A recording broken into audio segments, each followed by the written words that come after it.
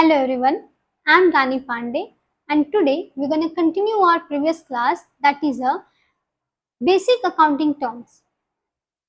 In our last class we have already seen three basic concepts of accounting, that is a business transaction, account and capital.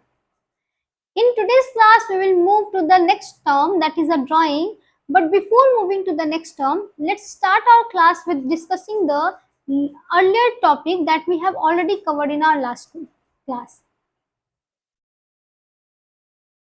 The first term, that is a business transaction.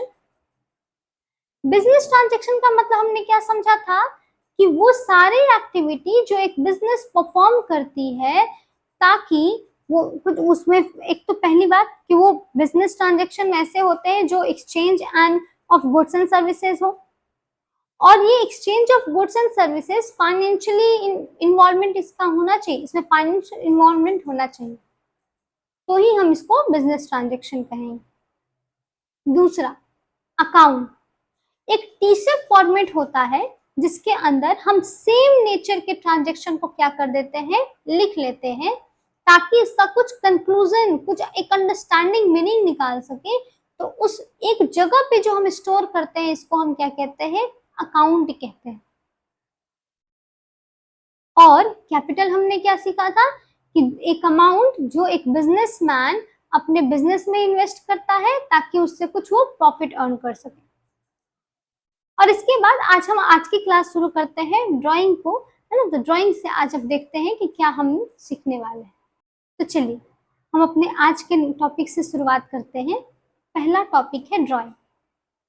ये drawing को समझने से पहले हम अपने पिछले वाले class के एक टॉपिक को रिवाइज करते हैं, that is a capital.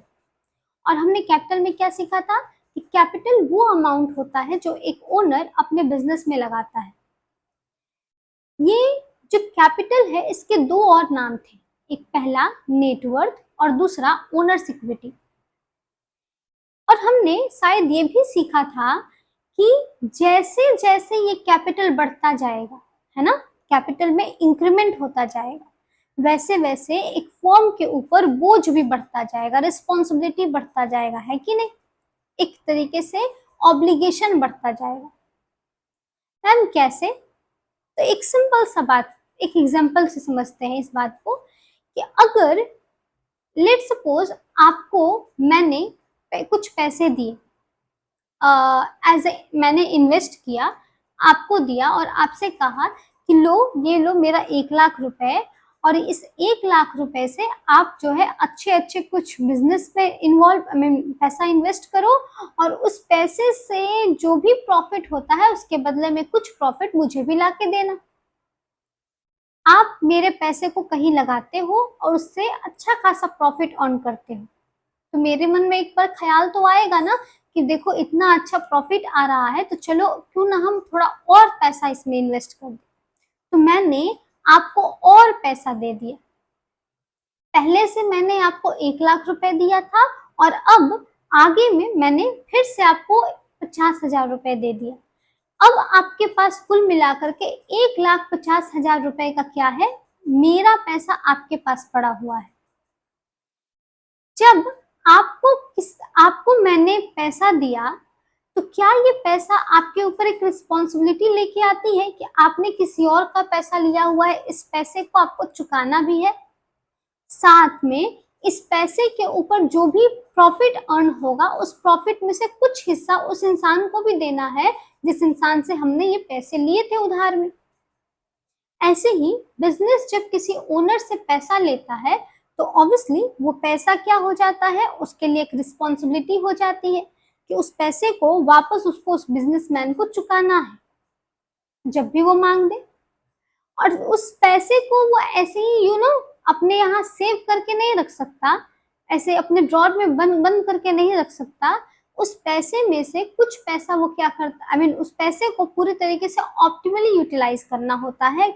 Optimally utilise मतलब उसके प्रॉपर उसको यूटिलाइज करना होता है ताकि उससे प्रॉफिट अर्न हो और वो प्रॉफिट वो वापस क्या करे, उस बंदे को दे पाए जिससे उसने पैसे लिए थे, है कि नहीं।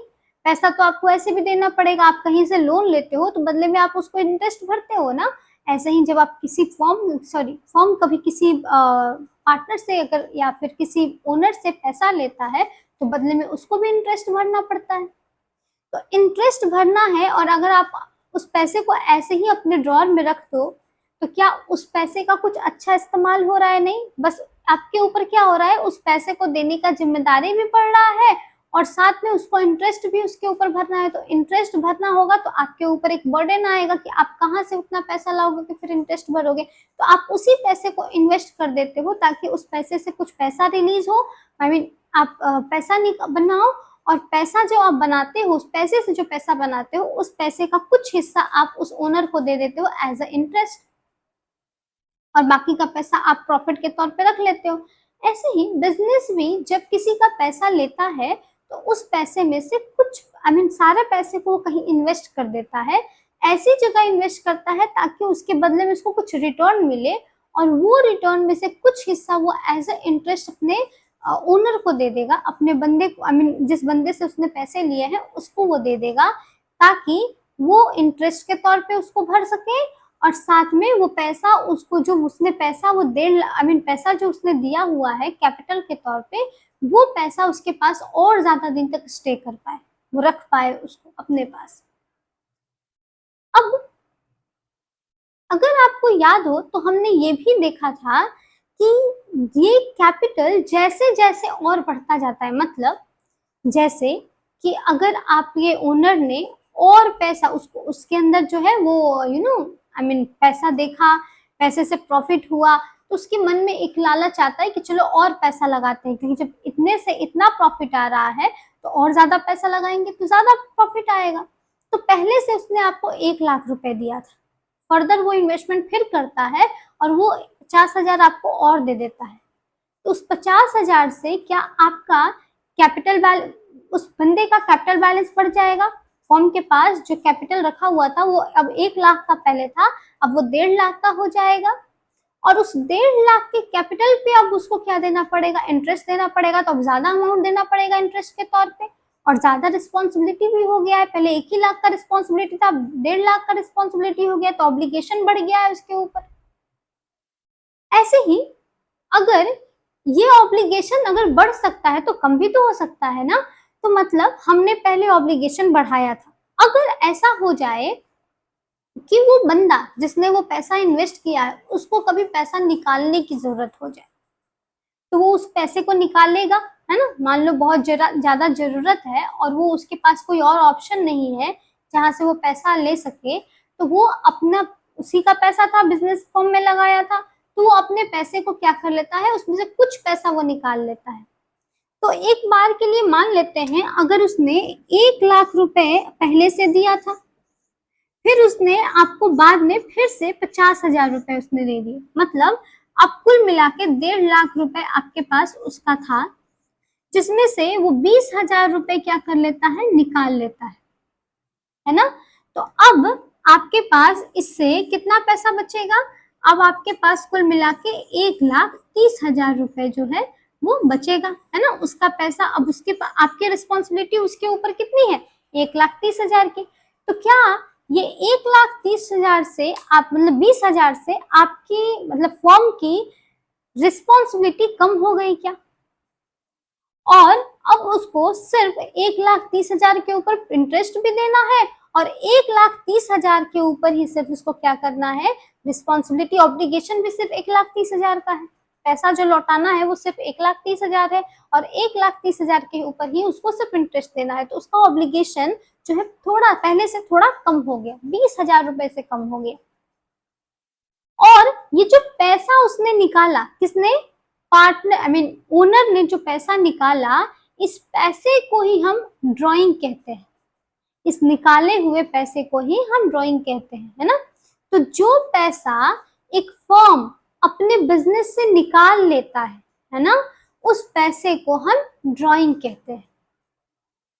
मैम क्या ये ड्राइंग सिर्फ पैसे का होता है? नहीं, ये ड्राइंग दो तरीके से होता है। एक तो मॉनेटरी टर्म में आप अपने कैपिटल अकाउंट से आई मीन कैपिटल से थोड़ा पैसा निकाल लो, है ना।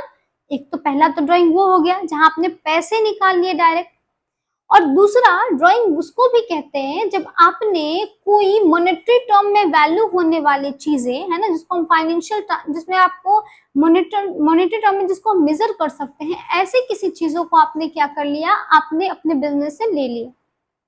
हाँ, मतलब नहीं समझ आया। मतलब ये कि फंड आपने एक, मान लो आपके बिजनेस ने एक नया, पहले से जो फर्नीचर इस्तेमाल करता था वो भी नया ही है, लेकिन क्योंकि मार्केट में एक नया फर्नीचर आया और अपने और आपके बिजनेस ने एक नया फर्नीचर लगा लिया, अपना आउटलुक थोड़ा सुधार लिया, और पुराने फर्नीचर को ले जाके अपने स्टोरेज में रख देता है। अब ये पुराना फर्नीचर है तो नया, लेकिन फॉर्म के इस्तेमाल का नहीं है, तो कोई भी ओनर ये कर सकता है कि वो फर्नीचर ऐसे पड़े पड़े सड़ रहा है, तो हम क्या करते हैं, हम इस फर्नीचर को अपने साथ अपने घर लेके जाते हैं पर्सनल इस्तेमाल के लिए। तो आपने पैसा नहीं निकाला, लेकिन पैसे के जितना वैल्यू होने वाला, मैंने मतलब पैसे में वैल्यू होने वाली चीजें उनसे निकाल ली, फॉर्म से निकाल ली। तो ये फॉर्म से जो आपने चीजें निकाली, वो चीजें भी क्या हो सकती हैं, वो चीज भी आपका ड्राइंग है। सही है। मतलब आप एक तो एसेट्स के फॉर्म में ड्राइंग निकाल सकते हो, आप रॉ मटेरियल निकाल सकते हो, आप गुड्स निकाल सकते हो, आप अपने बिजनेस का फर्नीचर, ये सारी चीजें निकाल सकते हो। लेकिन ये सारी चीजें ड्राइंग में आएंगी जब भी आप अपने बिजनेस से कोई चीज ले लेते हो, मांग लेते हो, निकाल लेते हो, तो उन चीजों को हम ड्राइंग कहते हैं। और ये ड्राइंग हमेशा एक कैलकुलेट होता है ना, मतलब मॉनेटरी टर्म इसको कैलकुलेट करता है कि पता करना होता है कि हाँ कितने का ड्राइंग आपने किया है। आपने पैसा नहीं निकाला, बिजनेस से आप फर्नीचर लेके गए, और बिजनेस इस बात को अपने यहाँ क्या करेगा, नोट डाउन करेगा। कहाँ नोट डाउन करेगा, तो आपके कैपिटल बैलेंस से उतना पैसा निकाल के, है ना। मान लो आपने 20,000 का क्या कर लिया, आपने 20,000 का एक फर्नीचर था जिसको आपने अपने पर्सनल इस्तेमाल के लिए आप ले गए, तो 20,000 का जो आपने फर्नीचर इस्तेमाल किया, उस 20,000 को आपके कैपिटल से उतना से वो माइनस कर देगा, ताकि उसके पास से उतने का ऑब्लिगेशन अब क्या हो जाए, खत्म हो जाए। क्यों मैम, वो क्यों निकालेगा, उसके इस्तेमाल को तो था ही नहीं वो, क्योंकि था तो वो बिजनेस का।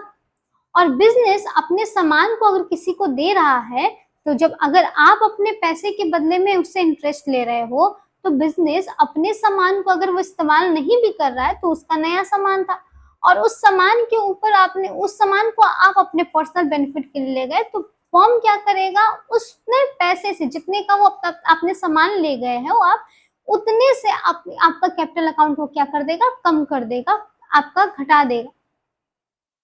इससे आपके ऊपर जो फॉर्म का रिस्पॉन्सिबिलिटी बनता था, मतलब जो ऑब्लिगेशन था फॉर्म के ऊपर, वो ऑब्लिगेशन धीरे धीरे क्या हो जाएगा, कुछ अमाउंट से क्या हो जाएगा, कम हो जाएगा। और इससे फॉर्म अब थोड़े कुछ कम पैसे से वो क्या होगा, आपके लिए रिस्पॉन्सिबल होगा।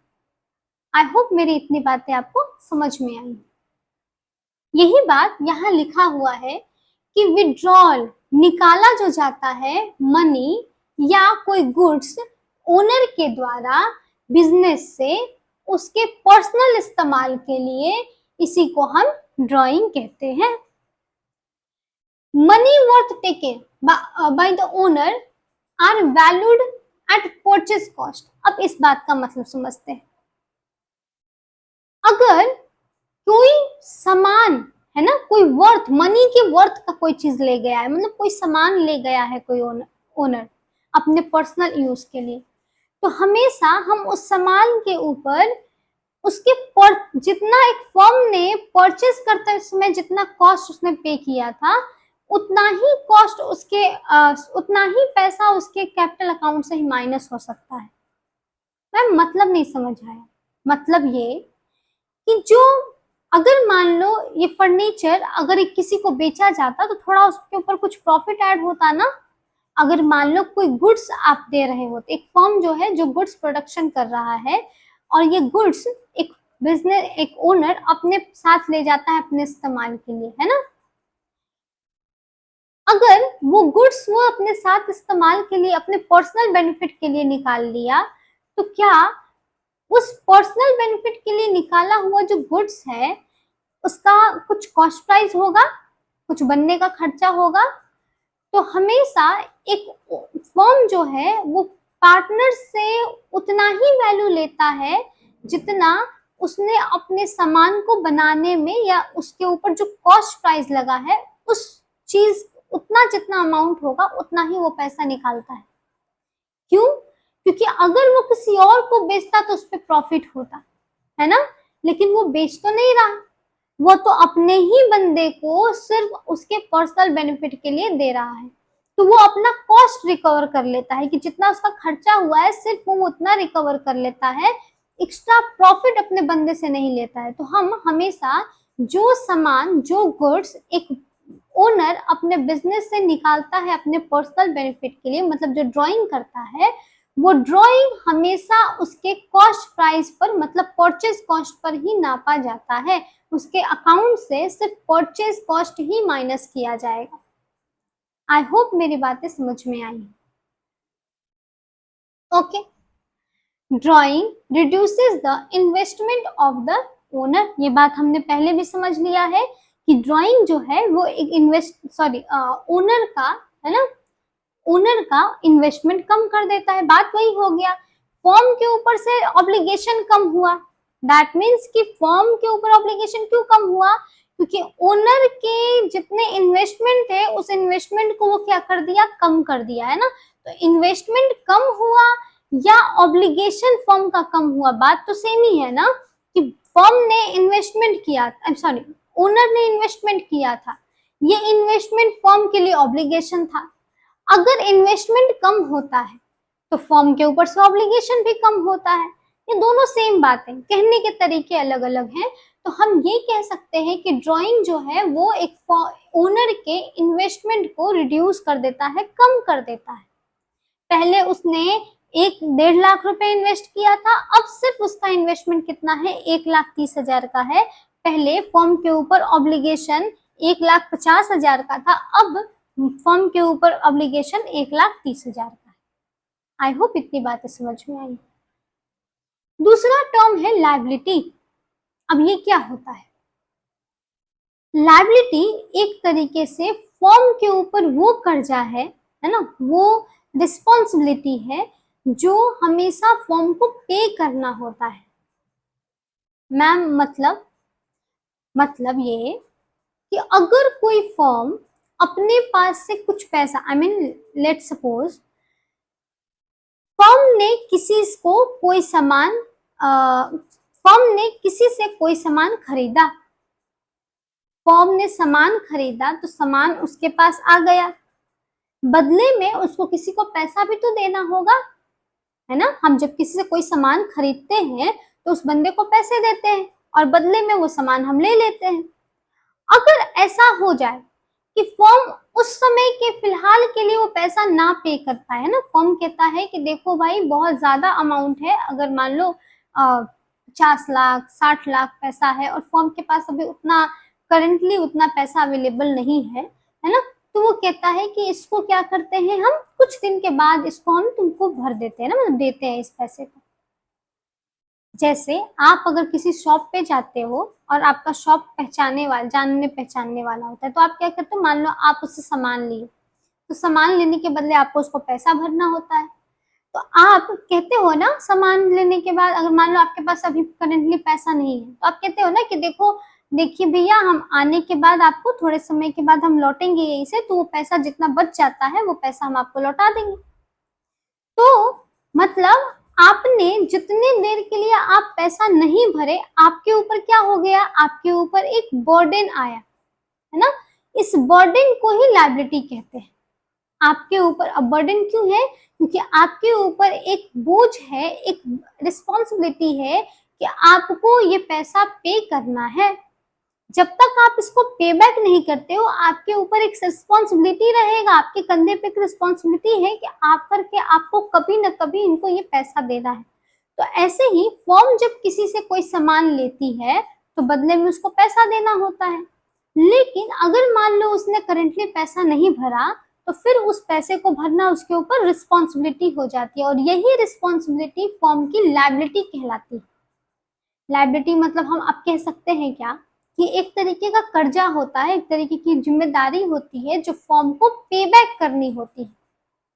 यही सेम बात यहाँ लिखा हुआ है, देखो तो लायबिलिटी, लायबिलिटी का मतलब रिस्पॉन्सिबिलिटी टू पे, पे करने की जिम्मेदारी आपके ऊपर आ गई तो इसको हम लायबिलिटी कहते हैं। लायबिलिटीज आर ऑब्लिगेशन, और लायबिलिटी एक ऑब्लिगेशन, एक जिम्मेदारी है ना, एक आपके ऊपर कर्जा है ना, और डेट कर्जा है ना, that an enterprises has to pay at some time in the future, future में कभी न कभी आपको ये पैसा पे करना ही पड़ेगा। मतलब अगर आप फर्म हो तो आपके ऊपर एक जिम्मेदारी आ जाती है, आपके ऊपर एक ऑब्लिगेशन, एक आरोप आ जाता है ना, कि आपको कभी न कभी फ्यूचर में इसको क्या करना है, पे बैक करना है।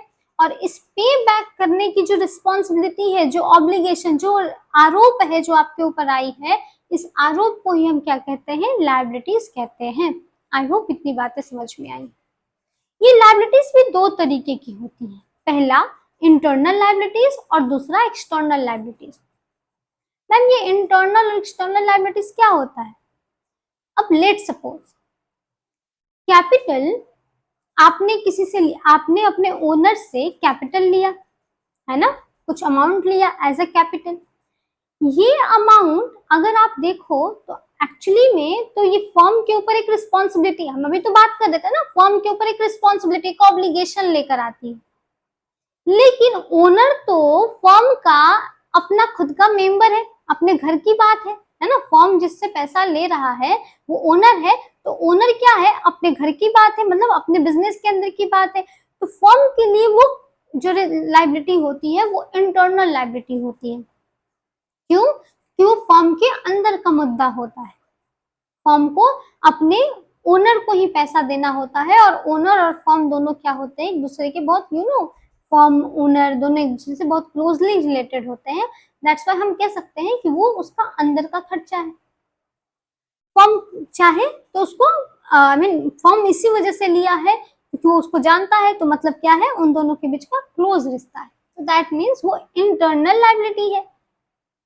लेकिन जब कोई कर्जा एक फर्म किसी तीसरे पार्टी से लेता है ना, जैसे अभी हम बात कर रहे थे, किसी से सामान आपने लिया और सामान के बदले में आपने पैसा नहीं दिया, तो आपके ऊपर एक जिम्मेदारी आई उस बंदे के लिए, है ना। मान लो आपने राम नाम के एक बंदे से क्या लिया, एक राम नाम के एक बंदे से आपने लिया, कुछ सामान आपने खरीदा, और उस सामान को खरीदने के बाद आपने पैसा पे नहीं किया, आपने पैसा नहीं पे किया, तो इसका मतलब क्या है, आपके ऊपर आती है एक रिस्पॉन्सिबिलिटी। और राम क्या आपके जानने वाला है? नहीं, तो वो जानने वाला नहीं है, दैट मीन्स वो कौन है, एक्सटर्नल है। और एक्सटर्नल है मतलब आपके ऊपर जो लायबिलिटी क्रिएट होगी वो भी कैसी होगी, एक्सटर्नल लायबिलिटी होगी। आई होप इतनी बातें समझ में आई। मैम एक्सटर्नल लायबिलिटी केवल ये जिससे हम सामान खरीदते हैं वही होता है? नहीं, अगर आपने लोन लिया बैंक से या किसी थर्ड पार्टी से आपने लोन लिया, ये लोन भी एक तरीके का क्या है, एक्सटर्नल लायबिलिटी है ना।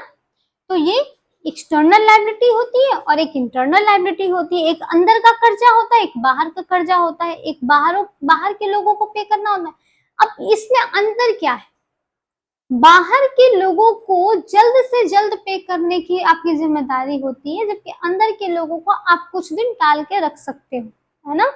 वो आपके घर के लोग हैं तो उनमें थोड़ा कॉम्प्रोमाइज चल सकता है, लेकिन एक्सटर्नल लायबिलिटी जो होती है वो ऐसी एक लायबिलिटी होती है जिसको पे बैक करना आपको सबसे पहले, आपके पास बिजनेस का वो समय खत्म होता है जितने समय के लिए आपने कर्जा लिया था, तो सबसे पहला आपका जिम्मेदारी बनता है कि आप एक्सटर्नल लायबिलिटी पे करो। तो ये बाहर का खर्चा है, तो आप बाहर के लोगों को अभी वेट नहीं कराते हो, जबकि घर के लोग जो होते हैं वो अपने होते हैं, तो हम लोग थोड़ा सा वो हो जाता है, रिलीफ महसूस करते हैं। तो जब भी एक्सटर्नल लायबिलिटी होती है तो फर्म थोड़ा ज्यादा कर्जदार महसूस करता है, ज्यादा उसके ऊपर रिस्पॉन्सिबिलिटी, ऑब्लिगेशन काफी बड़ा होता है। और जब इंटरनल होती है तो थोड़ा कम कर्ज, मतलब थोड़ा कम उसका ऑब्लिगेशन कम होता है। इसका मतलब ये नहीं कि वो पे बैक नहीं करेगा, बिल्कुल भी ऐसा नहीं, वो पे बैक करेगा, लेकिन सबसे पहले पे बैक किसको करेगा, एक्सटर्नल लायबिलिटीज को करेगा। आई होप मेरी बातें समझ में आई हैं। Liabilities are classified as, liability को भी हमने दो हिस्सों में बांटा। ये लायबिलिटी दो तरीके की होती है ना, क्या, लॉन्ग टर्म लायबिलिटी और शॉर्ट टर्म लायबिलिटी। इंटरनल में भी दो तरीके की लायबिलिटी हो सकती है, एक्सटर्नल में भी दो तरीके की लायबिलिटी हो सकती है। मैम मतलब ये कि अगर आपने किसी फर्म ने कभी छोटे समय के लिए पैसा कर्ज में लिया है ना, मतलब कर्जा लिया लेकिन थोड़े कम पीरियड के लिए लिया, तो जब कम पीरियड के लिए वो कर्जा लेता है तो वो शॉर्ट टर्म लायबिलिटी कहलाती है, और जब वो ज्यादा लंबे समय के लिए कर्ज लेता है तो उसको लॉन्ग टर्म लायबिलिटी कहते हैं। अब शॉर्ट टर्म लायबिलिटी कितने समय तक, मैम हम कैसे पता करें कि ये शॉर्ट टर्म है या लॉन्ग टर्म है? शॉर्ट टर्म लायबिलिटी हमेशा विद इन 1 ईयर पे करना होता है, मतलब 1 साल के अंदर में जब आप पेमेंट करते हो तो that is considered as a short term liability. लेकिन जब आप 1 साल से थोड़ा बड़ा होता है, मीन 1 साल तक या 1 साल से ज्यादा के लिए जब आप कोई पैसा कहीं उधार लेते हो तो उसको हम लॉन्ग टर्म लायबिलिटी कहते हैं। ये लॉन्ग टर्म लायबिलिटी, इसको हम नॉन करेंट लायबिलिटी भी कहते हैं, नॉन करेंट लायबिलिटी भी कहते हैं, सही है, लाइबिलिटीज भी कहते हैं। जबकि शॉर्ट टर्म को हम करेंट लायबिलिटी भी कहते हैं, शॉर्ट टर्म को हम करेंट लायबिलिटी भी कहते हैं,